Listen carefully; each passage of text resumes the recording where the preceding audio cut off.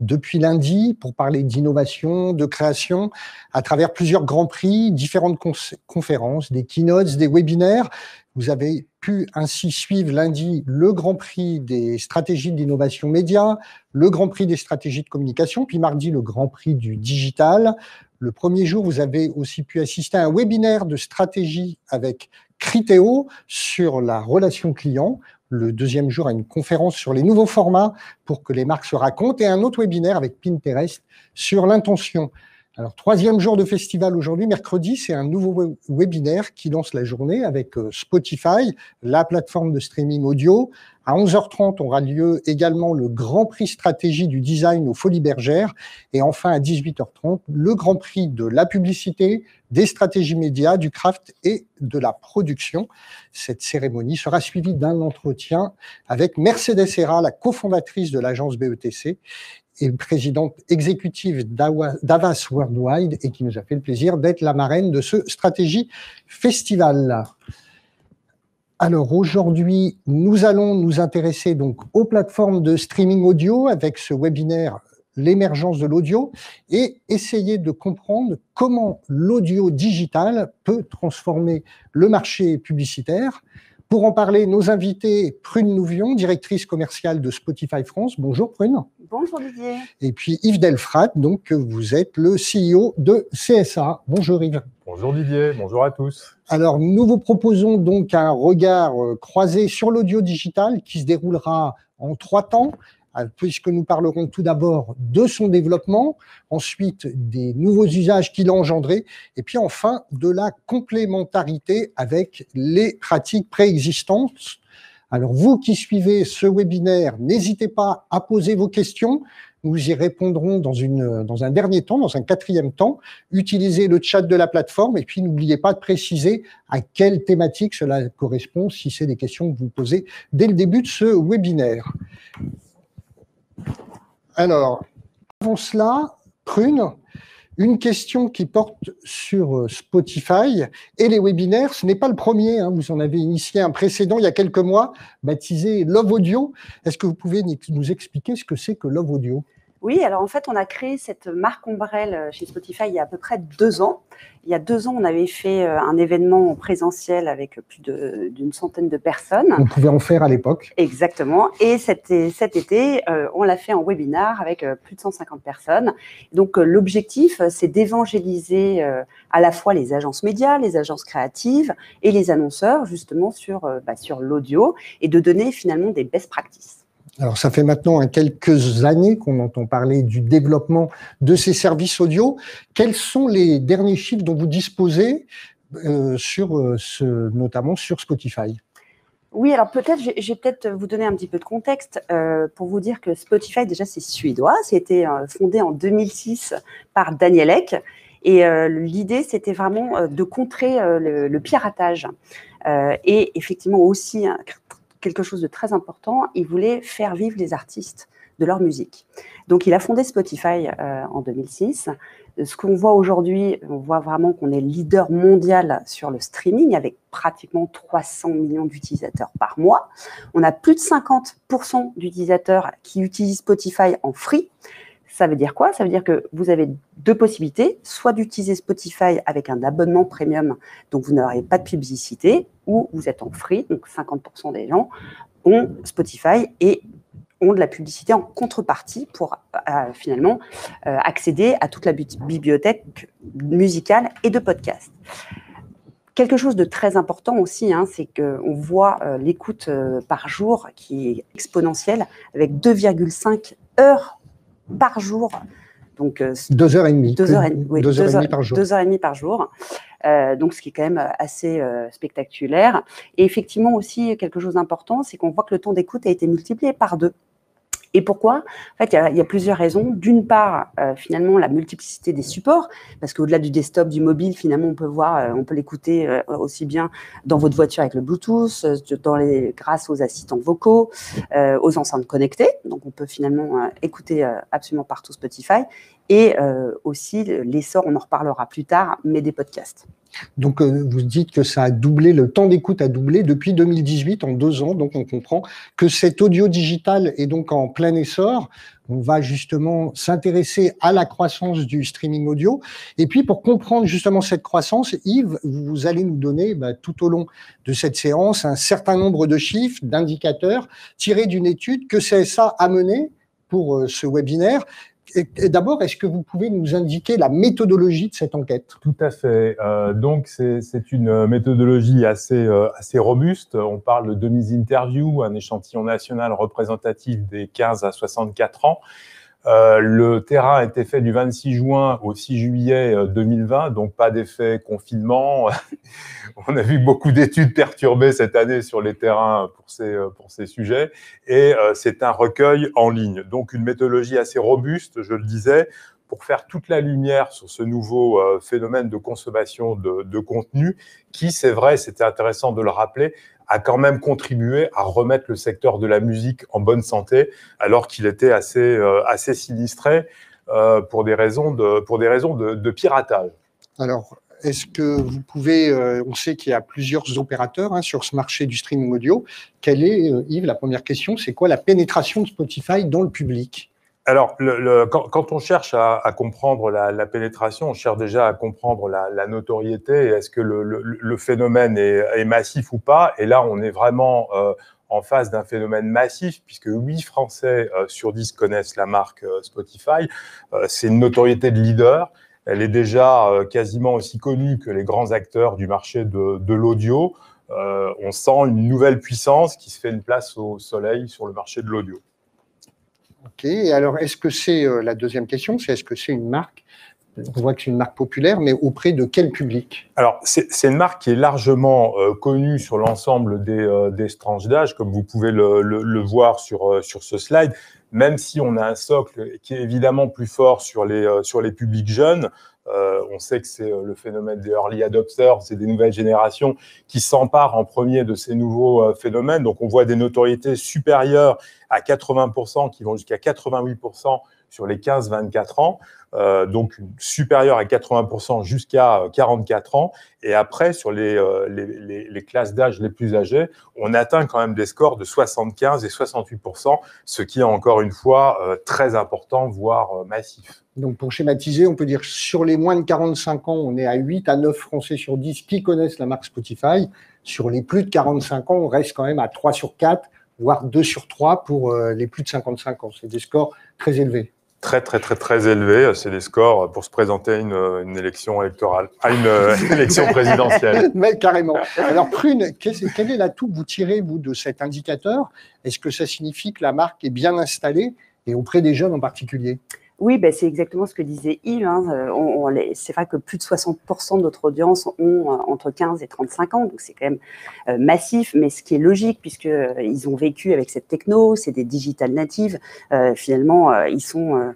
voilà, avec Spotify, c'est vraiment leur média d'accompagnement, comme on a pu le voir avec 2,5 heures passées par jour. Mais ce qui est intéressant aussi de voir, c'est ce que disait aussi Yves, c'est que finalement, on voit aussi de plus en plus les plus de 35 ans qui vont sur Spotify. Pourquoi? On a vu aussi l'année dernière que Jean-Jacques Goldman, qui est quand même l'artiste français par excellence, est arrivé sur Spotify. Et voilà, donc on a aussi, nous, notre équipe éditoriale qui travaille beaucoup de façon à avoir des playlists spécifiques pour que les seniors puissent trouver aussi les goûts musicaux comme la variété française, des playlists des années 80, 70. On retrouve tout sur Spotify. Alors, on voit donc que le public connaît la marque. Maintenant, la question, Yves, c'est connaître la marque, c'est une chose. Est-ce qu'on utilise pour autant de services? Voilà, vous avez abordé cette question. Tout à fait. La connaître, c'est bien. La pratiquer, c'est mieux. Et là, les scores restent très impressionnants. Ils vont s'afficher, c'est promis. Voilà, ça y est. 30% des Français ont écouté Spotify au cours des 3 derniers mois, donc près d'un Français sur 3. Encore une fois, c'est massif et c'est quelque chose que l'on voit également sur d'autres marchés, sur d'autres univers. On voit que le streaming n'est plus un trend émergent, mais ça devient un mode de consommation de plus en plus central dans les comportements des publics. Il y a une étude qui vient de sortir en Grande-Bretagne qui montre que le temps passé en streaming vidéo est devenu supérieur au temps passé en consommation de la vidéo en linéaire. On est passé entre janvier Ils étaient à 54%. En juin, ils sont passés à 59%. Un Donc, phénomène, on voit que je crois, qu'avaient connu les États-Unis il y a déjà l'an dernier ou il y a 2 ans quasiment, mais pas Absolument. tant que ça touche le Royaume-Uni, vous nous expliquez. Voilà, qui est une île encore, qui s'éloigne un petit peu de l'Europe. On peut imaginer qu'en termes de comportement par rapport à l'audio et à la vidéo, on peut imaginer qu'on peut se rapprocher de leur comportement. Alors, on a vu, tout à l'heure, vous nous expliquiez qu'en termes d'image, en termes de connaissances, on voyait que le public, d'une manière globale, connaissait la marque Spotify. On s'est rendu compte quand même que c'était beaucoup plus fort chez les jeunes. Est-ce qu'on retrouve ce même phénomène? Est-ce que sur les usages, sur le service, l'utilisation du service Spotify, est-ce que c'est un phénomène qui touche tout le monde? Absolument. À nouveau des chiffres qui vont s'afficher. Je l'espère. Voilà. On est évidemment sur une écoute particulièrement répandue chez les moins de 35 ans, puisque un Français sur deux de moins de 24 ans et 40% des 25-34 ans en font un usage massif. On voit que c'est un usage qui démarre sur les catégories d'âge les plus élevées, avec un quart des 35-44 ans. Mais on peut imaginer, compte tenu de ce que l'on vient de se dire sur le phénomène du streaming, que comme toute nouvelle technologie, on est dans un phénomène d'early adopters avec les générations les plus jeunes, mais que l'offre, et tu parlais de certains artistes qui rejoignent Spotify, fera venir d'autres catégories de population. Au-delà de ça, on voit que l'usage du streaming est en développement très puissant, et vraiment Spotify est central sur ce sujet. Alors, Prune, justement, quel est le bilan que vous dressez de ces premiers chiffres? On voit que c'est quand même un service assez générationnel, très fort sur les moins de 35 ans, mais vous l'expliquez, Spotify essaie aujourd'hui de s'adresser à tous les publics, de pouvoir être utilisé par tous les publics. Oui, effectivement, et on va peut-être en parler un petit peu plus tard, mais aussi l'essor des podcasts. Ce qui est intéressant, c'est qu'on va finalement toucher aussi une autre population, peut-être un peu plus féminine, plus CSP+, qui va du coup venir aussi sur Spotify écouter de la musique et en plus écouter des podcasts. Donc ça veut dire qu'aujourd'hui, on essaie vraiment d'avoir des contenus tout public, toute catégorie d'âge, toute catégorie de population. Exactement. Alors, cela nous amène à nous interroger sur les nouveaux usages que cette croissance a engendré. Donc, Yves, on a vu tout à l'heure qu'il y avait 30% des Français qui utilisent le service Spotify.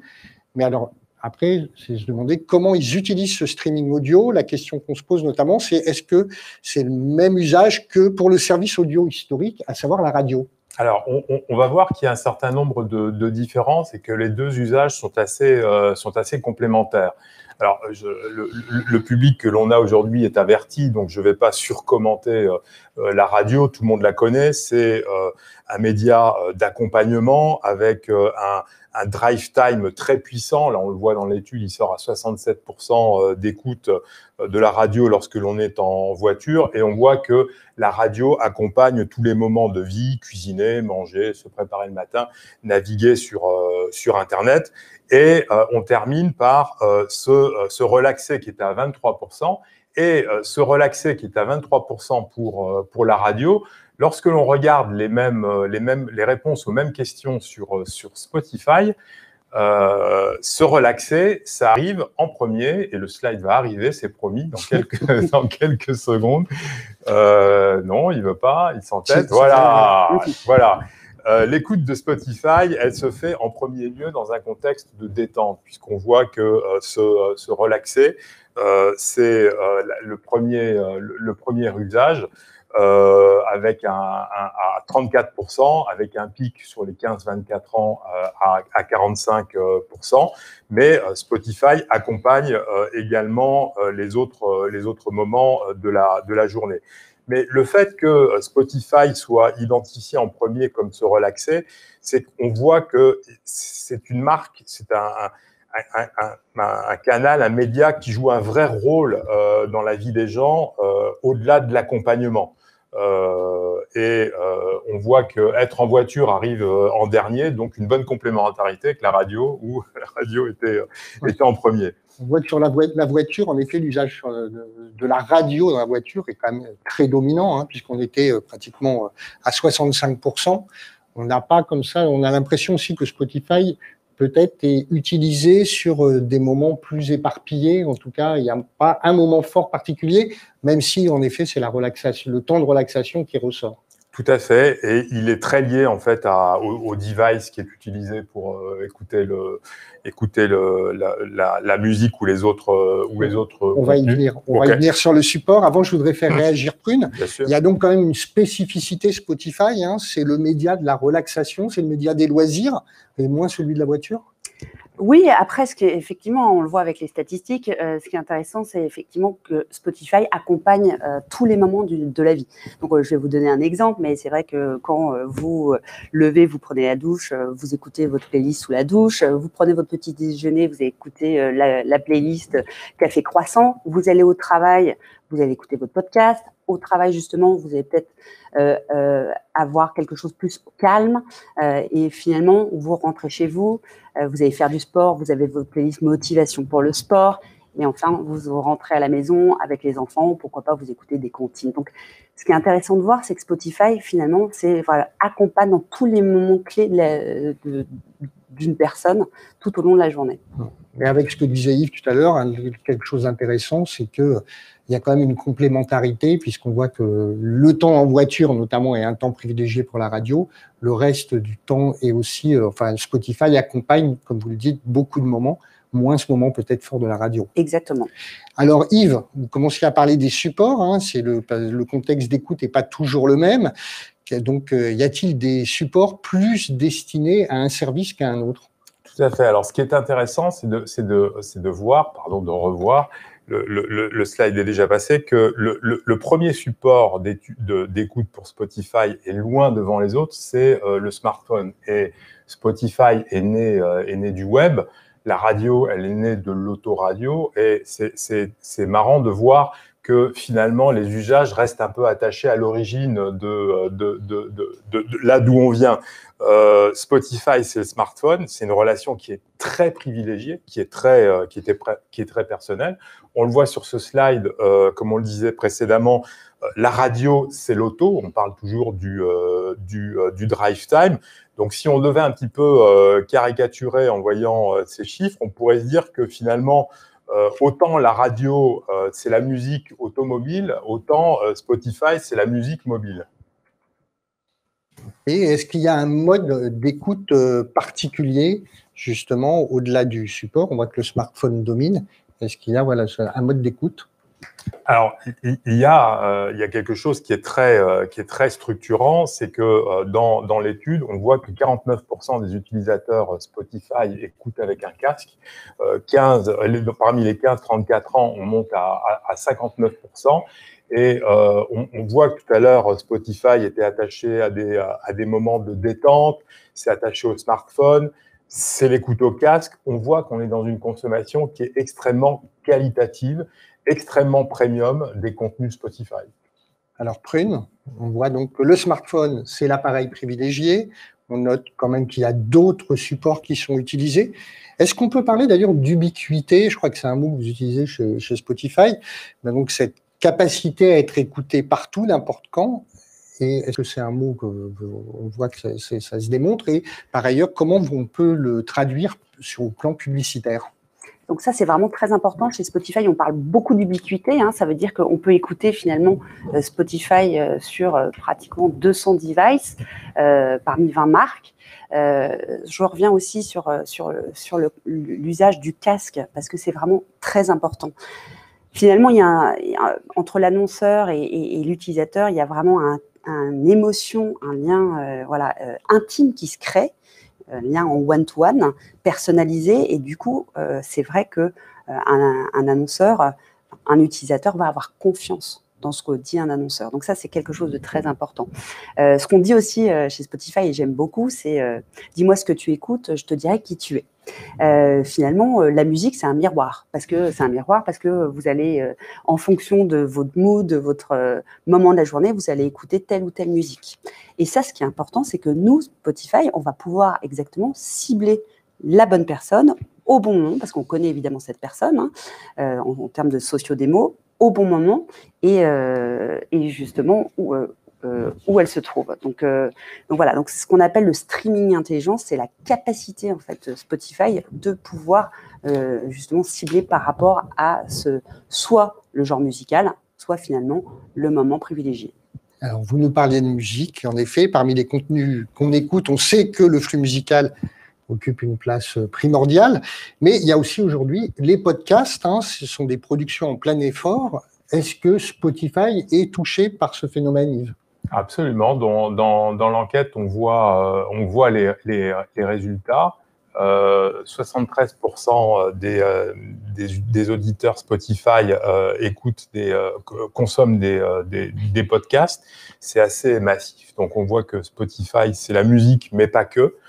C'est également l'accès à ce nouveau monde des podcasts, mais peut-être pas seulement. Prune nous en dira sûrement plus. Et on voit que les podcasts, c'est une nouvelle vague de contenu sur lesquels les gens peuvent surfer. Mais le fait que les auditeurs de Spotify soient à la fois sur la musique, sur les podcasts, on voit qu'ils utilisent Spotify vraiment comme une plateforme de streaming, quel que soit le contenu. Et c'est en train de devenir un usage assez central dans leur vie. On y va plus forcément que pour la musique. Absolument, on pourrait se dire presque que Spotify, ça devient une plateforme de streaming audio généraliste, si j'ose ce terme. Alors, comment Spotify prend, Prune, cette appétence, hein, ce goût du public pour le podcast ? Alors, on voit vraiment un énorme boom du podcast. On a plus de 1,5 million de podcasts sur Spotify. On a même une équipe maintenant à Paris qui est dédiée pour à la fois en fait créer ce qu'on appelle des podcasts originaux, comme je ne sais pas si vous avez écouté Le Nuage l'année dernière. On a des exclusivités. Il y a eu beaucoup de presse sur le fait d'avoir Michelle Obama sur Spotify. En France aussi, on a lancé pendant la marche des fiertés Coming Out qui a très bien marché.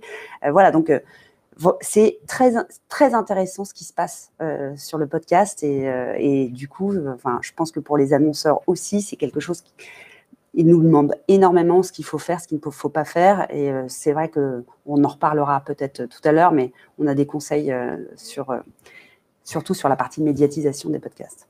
Alors, donc ça veut dire que Spotify aujourd'hui investit de plus en plus dans la production de podcasts propres. Exactement. Alors, on sait aussi que parmi les principaux éditeurs de podcasts, on trouve les groupes radiophoniques. D'ailleurs, vous en distribuez également sur vos plateformes. Mais alors justement, est-ce que ça ne nous amène pas à nous interroger sur la complémentarité de l'audio digital ? Cette complémentarité, on a commencé un peu à la voir tout à l'heure sur les univers dans lesquels on écoute les Spotify, le streaming audio. Donc, Yves, est-ce qu'il y a un apport d'audience par rapport à la radio ? Absolument. On l'a vu déjà par rapport au lieu. Il y a le mobile, il y a l'automobile, pas l'automobile. Il y a le moment dans la journée. La radio est écoutée de manière très puissante le matin, alors que l'écoute de Spotify ne fait que croître au moment plus la journée se développe. Et on voit sur ce slide que quel que soit la radio que les interviewés écoutent, Spotify apporte un complément massif de couverture, puisque même la radio qui sur ce slide est la plus écoutée à 19%, quand on combine les deux, on rajoute 11% de couverture additionnelle, et lorsque l'on rajoute uniquement Spotify, c'est 13%. Et donc en moyenne, par rapport à l'ensemble des radios, Spotify apporte une couverture de 19% sur les Français de 15 à 64 ans.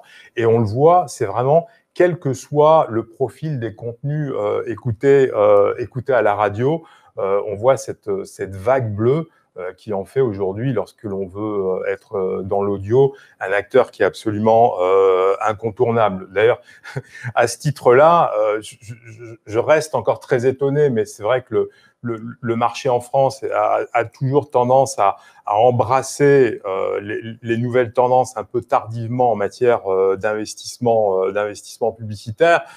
Aujourd'hui, je crois que le marché de la pub audio, il doit tourner autour de 12-13 millions d'euros. Oui. Le marché de la radio, en termes d'investissement publicitaire net, ça doit être 750 millions. C'est sûr que quand on voit ce slide-là, on se dit que les arbitrages budgétaires ne sont pas forcément les plus pertinents aujourd'hui. Mais voilà, on l'a vu sur d'autres médias et sur d'autres sujets. Donc, restons sur cette slide, ouais, si vous voulez bien. Donc, si on prend là, on regarde ce graphique, votre étude nous explique que donc vous avez, on va prendre la première radio qui arrive en tête, à Énergie. À tout seigneur, tout honneur. Voilà, donc ça veut dire que 19% des personnes interrogées disent écouter uniquement Énergie. À la radio. À la radio. 11% nous disent qu'ils écoutent Énergie et en même temps un service Spotify. Absolument. Spotify. Et 13% des personnes interrogées sont uniquement sur Spotify. Et donc, on va le découvrir, comme ça, on voit sur ces différentes stations commerciales que vous avez pu interroger. Quand on va sur RFM, on voit que c'est un peu moins fort, mais que justement, la couverture apportée par Spotify est d'autant plus importante. Tout à fait. En moyenne, à 19%, on le voit, après, elle varie en fonction des stations de radio. Et c'est encore plus puissant sur les 15-34 ans, puisque là, on parle d'une couverture additionnelle moyenne qui s'élève à 30%. Donc, on voit, encore une fois, je l'ai dit, mais c'est un acteur incontournable de l'audio aujourd'hui. Quand on a des contenus audio à communiquer, c'est compliqué de passer à côté de Spotify. Alors, Prune, est-ce que ça signifie que Spotify apporte un public particulier au marché audio ? Et puis, j'imagine que du coup, c'est aussi une opportunité pour les marques qui veulent toucher cette population, notamment des moins de 35 ans. C'est vrai que pour les marques, c'est le fait de communiquer sur Spotify. On va le voir, en fait, on a un cas très intéressant. On avait fait l'année dernière, on avait travaillé main dans la main avec Coca-Cola qui sortait en fait leur boisson Énergie. Et en fait, ils étaient déjà partenaires de plusieurs festivals de musique. Et donc, l'objectif, c'était vraiment de cibler cette audience, ces fameux millennials qui sont quand même compliqués à toucher. Et l'objectif, c'était vraiment de faire un jeu concours et de dire, voilà, on va cibler les 15-34 qui aiment les festivals. Et on va leur faire un petit jeu concours pour vraiment connaître exactement leurs goûts musicaux. En fonction de leurs goûts musicaux, ils pouvaient gagner des tickets pour les festivals qu'ils aimaient. Donc, ce qui est intéressant, c'est que grâce à cette opération, et on le voit sur donc cette nouvelle marque de Coca-Cola Énergie, donc le premier critère en termes de metrics branding, c'était le ad recall. Est-ce que je me souviens bien finalement de cette publicité spécifique? Et on avait eu plus de 42 points. Par rapport finalement au benchmark, à la moyenne IMI, on voit bien qu'on était bien au-dessus. Et c'est pareil en termes de brand awareness, donc vraiment en haut du funnel et en termes de notoriété, alors que c'était une nouvelle marque, on peut dire que voilà, ça avait très bien marché puisqu'on avait plus 30 points, et ce qui est énorme puisqu'on voit que normalement, en termes moyenne, on a plutôt plus 4 points. Donc, c'est ce genre d'opération sur lequel, sur la partie Coca-Cola et musique Spotify, pour toucher les 15-34 ans, c'était une opération réussie. On voit qu'il y a une vraie cohérence, en tout cas, entre le public et certaines marques qui, aujourd'hui, privilégient sans doute ce public, en tout cas dans leur communication, et c'est toucher d'abord ce public. On a vu, Yves, tout à l'heure, qu'il y avait à peu près 80% des sondés qui connaissaient la marque Spotify, 30% qui l'utilisaient. Derrière la connaissance, il y a aussi un certain nombre de valeurs, d'usages, etc. Quel est pour vous ce que nous montre cette étude sur la perception même de Spotify par le public? Alors, on a vu, on est dans une qualité de programme qui est plébiscitée par les auditeurs. Ils passent des moments très privilégiés avec Spotify. Et surtout, lorsqu'on leur pose la question « est-ce que ça va gagner en importance dans le futur ?», ils répondent « oui » à 38%. Donc, on voit clairement que c'est un média d'avenir pour eux, qui les aide à se projeter. C'est encore plus vrai sur les publics jeunes. Et encore une fois, le nombre de briefs que l'on voit passer sur le « je voudrais rajeunir ma marque »,« je voudrais repartir à la conquête du public jeune », comment toucher les jeunes aujourd'hui, on voit que là, on a vraiment une proposition de valeur relationnelle entre un public et un média, une plateforme, je ne sais même plus comment le qualifier, tellement la relation que les Français ont avec elle est riche. Et on voit tout le potentiel pour les annonceurs et les agences qui nous écoutent aujourd'hui. Moi, si je devais faire un peu une caricature pour finir, qui synthétise un petit peu le résultat de cette étude, ce qui sort, en fait, c'est qu'aujourd'hui, pour les Français, en fait, Spotify, c'est un petit peu le Netflix de l'audio. C'est un peu, comme vous connaissez tous, Netflix, ses qualités algorithmiques et ses qualités de contenu. On voit très bien que tout ce qui sort de cette étude contribue à positionner Spotify comme ça. Netflix de l'audio, c'est une belle formule, Prunus. J'imagine que ça vous satisfait quand vous entendez ça. Mais comment vous qualifiez le lien entre, justement, le lien entre le service et ses utilisateurs? Et puis, la vraie question, naturellement, pour des gens qui nous suivent, c'est comment le traduire publicitairement parlant? Oui, alors en fait, moi je pense qu'il faut vraiment retenir plusieurs choses. C'est que d'une part, il y a vraiment cette relation de confiance, parce que j'en parlais tout à l'heure, mais un utilisateur qui écoute 2h30 par jour Spotify, eh ben, pour un annonceur, c'est la possibilité finalement de le capter avec un message personnalisé, de créer cette intimité, ce qui est compliqué à faire avec des jeunes aussi volatiles que ça. Comme disait Yves, le nombre de marques qui viennent nous voir, on a envie de rajeunir. Donc, c'est d'être un peu finalement dans cette espèce de cocon avec le côté contenu ultra premium. Il ne faut pas l'oublier. Et donc, pour un annonceur, finalement, c'est un peu la voie royale d'être dans ce contexte qui est hyper qualitatif. Très bien. Écoutez, on arrive au temps des questions. Le temps, je pense que… Peut-être encore un point pour renforcer ce qui vient d'être dit. Il faut avoir en tête qu'aujourd'hui, si je dis le média des jeunes, c'est le digital, c'est à peine une caricature. Tout le monde sera d'accord avec ça. Mais il faut bien avoir en tête que toutes les enquêtes que l'on fait, et plus on en fait, encore une dernière, nous dit que 62% des Français trouvent la publicité digitale intrusive. Et ce chiffre, il passe à 65% chez les moins de 35 ans. Donc, ça concerne l'ensemble des plateformes et l'ensemble de la publicité, d'où l'importance d'avoir d'abord un contenu éditorial de qualité pour être dans une relation de qualité entre le média et le spectateur, la cible, l'auditeur, peu importe comment est-ce qu'on le qualifie, mais surtout d'avoir une relation personnalisée. Tu parlais tout à l'heure de création de contenu spécifique, très lié à la réalité, à la qualité du média Spotify. Elle est absolument essentielle pour arriver à obtenir cette efficacité publicitaire, surtout sur des cibles aussi exigeantes que les jeunes. Ok, précision utile. Alors, est-ce que vous avez des interrogations, des questions sur ce qui a été présenté, sur les indicateurs clés, sur l'utilisation par les marques de Spotify? C'est le moment. Alors, une première question de Sophie Lebrun. Donc, quelles sont les possibilités de monétisation envisagées sur les podcasts? Je crois que c'est une question pour vous, Prune. Oui, c'est déjà une très bonne question parce qu'on nous la pose beaucoup. C'est vrai que… Alors, je donne toujours un petit peu cette image. C'est vrai qu'il y a 15-20 ans, on venait nous voir, j'étais en agence média et il y avait 100% du budget qui passait sur la production du site. Et on leur disait, attention, il y a un moment donné, il va falloir aussi médiatiser votre site. Là, c'est la même chose. C'est-à-dire qu'aujourd'hui, les marques veulent absolument avoir leur podcast de marque, donc ce qui est très bien, mais ce qu'on leur dit, il faut à un moment donné émerger, parce que comme je vous ai dit, on a 1,5 million de podcasts sur Spotify, donc pour émerger, tout simplement, il faut le médiatiser, et ça veut dire évidemment générer du trafic sur le podcast. Et en fait, quelque chose d'important, c'est que sur Spotify, on peut cibler les personnes qui écoutent déjà des podcasts.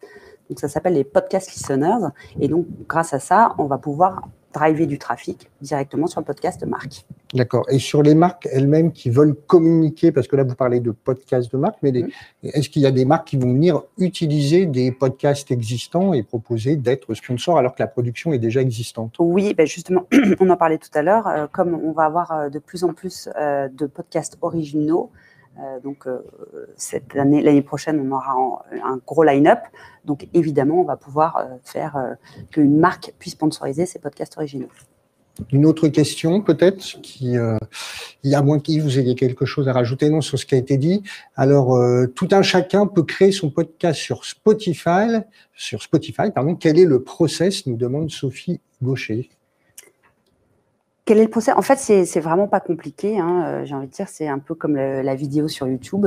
Tout à chacun peut créer son podcast, peut l'uploader directement sur Spotify. Et ensuite, ce qui est intéressant aussi, c'est que derrière, il a des métriques en termes de qui a écouté, en termes de socio-démo.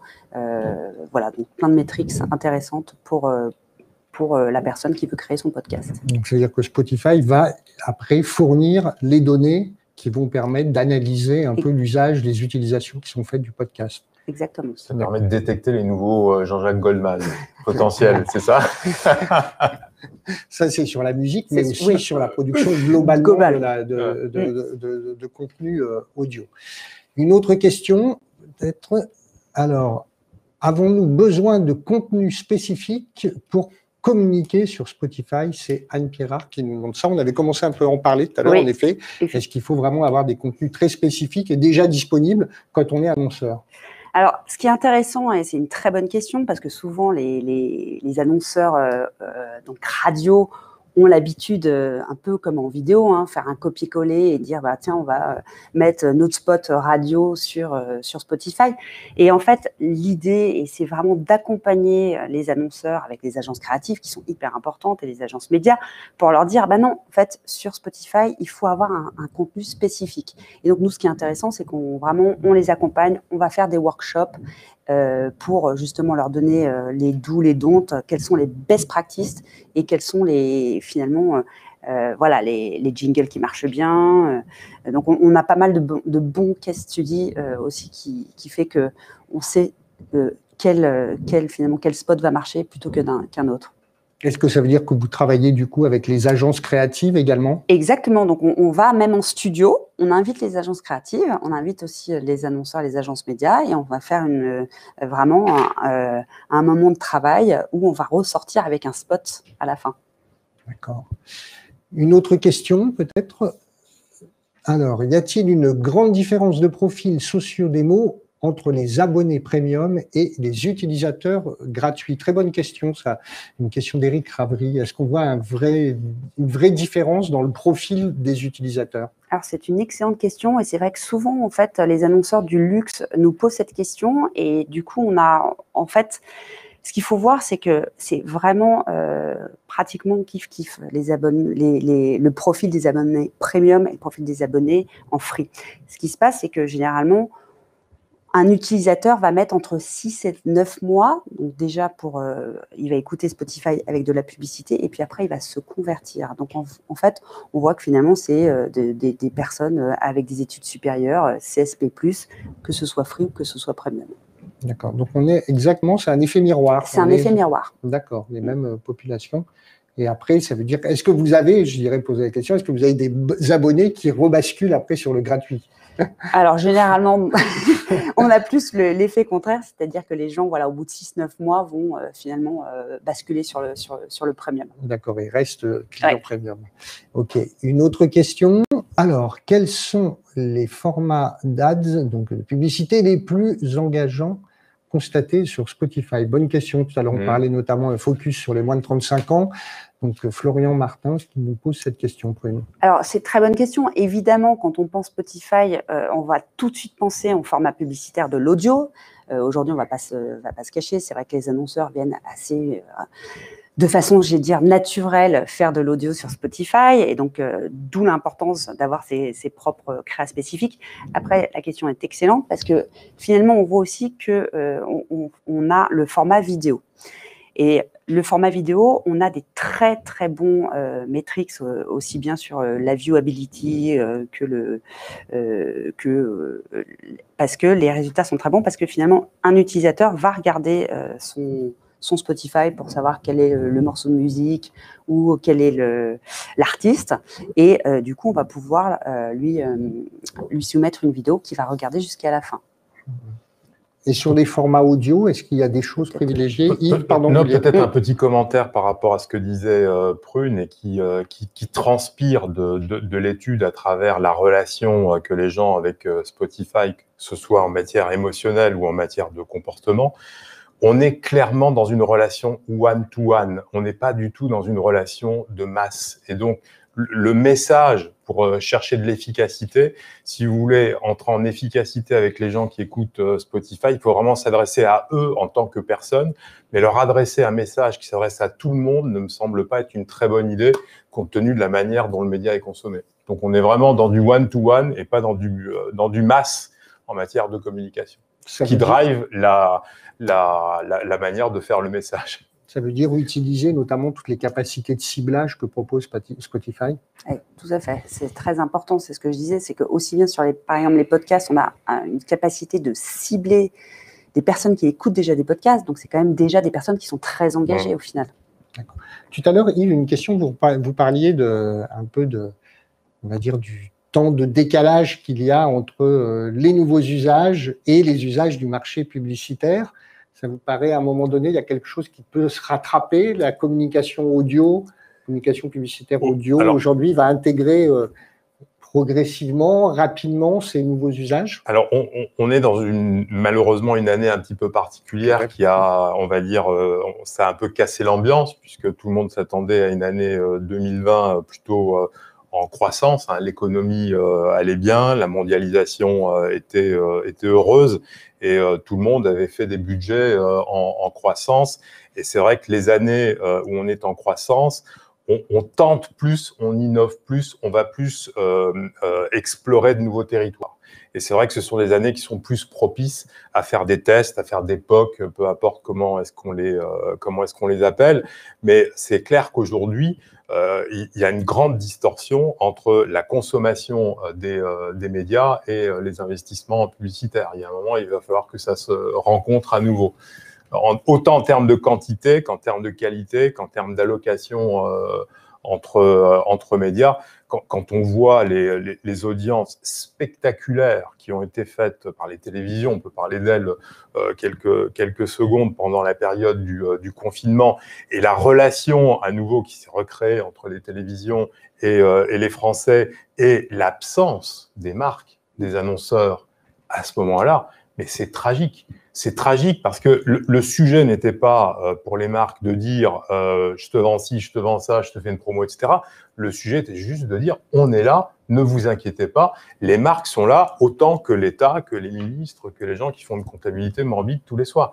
Et ça, c'est une absence qui risque de coûter cher à certaines marques dans quelques mois, parce que c'est quelque chose qu'on a du mal à rattraper.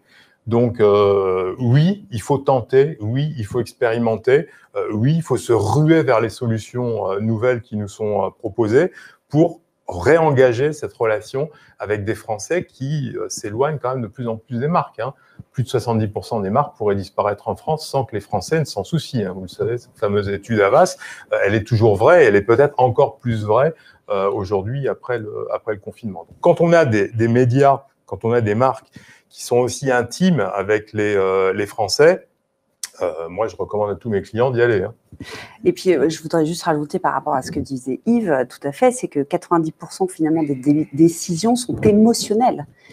Et ça, c'est hyper important parce que l'émotion, vous l'avez, on est surchargé d'images, mais en revanche, vos oreilles, vous pouvez vraiment avoir un message bien personnalisé avec évidemment un jingle son intéressant, une identité sonore intéressante, et ça, vous allez vous en rappeler, c'est sûr. L'émotion ne passe pas que par l'image, en effet. Est-ce qu'il y a une autre question qui se pose? Alors, comment une marque qui crée ses propres playlists musicales peut-elle les faire émerger? Une question pour vous, Prune, de Pauline Monseur. Eh ben, c'est une excellente question parce qu'en fait, c'est un petit peu comme le podcast. Il y a beaucoup de marques qui viennent nous voir en disant, ben voilà, je veux avoir ma playlist de marque. Vous savez combien il y a de playlists peut-être? C'est une question pour Yves et Didier. Aucune idée. Donc, sur Spotify, il y a 3 milliards de playlists. Wow. Donc, pour émerger en tant que playlist de marque, pareil, c'est compliqué. Donc, c'est exactement la même chose. Donc, nous, on a souvent tendance, oui, c'est possible. En revanche, c'est un peu comme les podcasts, il faut le médiatiser parce que sur 3 milliards, comment vous voulez émerger? Après, nous, on dit souvent, l'idéal, c'est de sponsoriser quand on est une marque, sponsoriser une playlist qui marche bien.